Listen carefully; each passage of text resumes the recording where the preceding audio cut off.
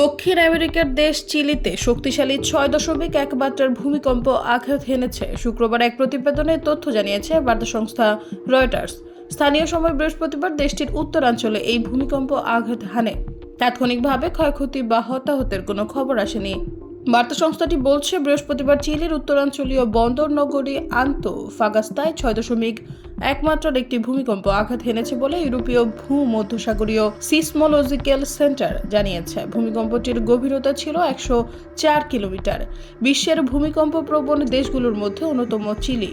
1960 সালে দেশটির দক্ষিণাঞ্চলীয় ভালোদিভিয়া এলাকায় 9.5 মাত্রার সবচেয়ে শক্তিশালী ভূমিকম্প আঘাত হানে। ভয়াবহ সেই ভূমিকম্পে অন্তত 6,000 মানুষের প্রাণহানি হয়।